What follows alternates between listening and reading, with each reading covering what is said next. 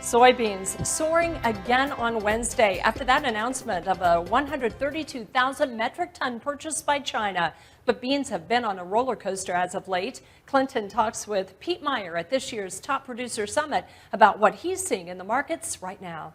Pete Meyer with S&P Global Platts joining us. Pete, let's talk about what we've seen here with these markets over the last few days. Obviously, we've been watching Russia, Ukraine, South American weather. Where are we headed with these things, headed into planting season for us?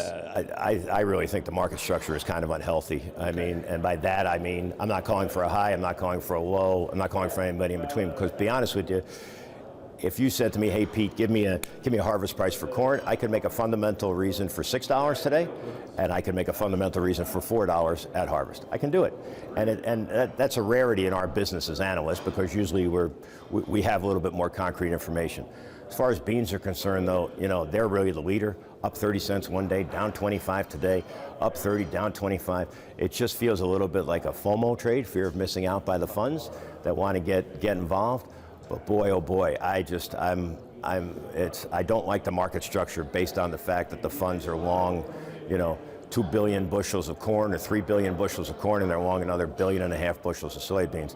They have been the driver. Money flow has been the driver, and I think a lot of these funds are actually treating it as if it's a share in a company, and it's just.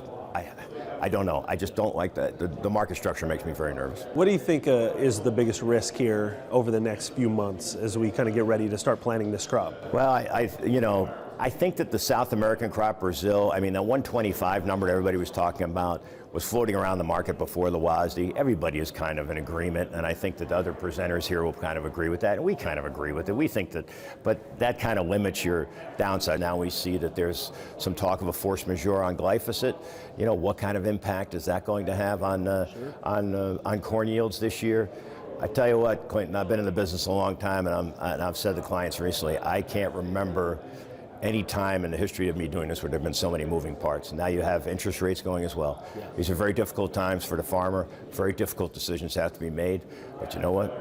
We're only about 6 or 8 weeks away from planting, and hope springs eternal. Yeah, that's right, absolutely. Pete, thanks for being here. We'll be back with more Ag Day coming up in just a minute. For more information on S&P Global Platts agricultural research and analysis, call 646-478-6465.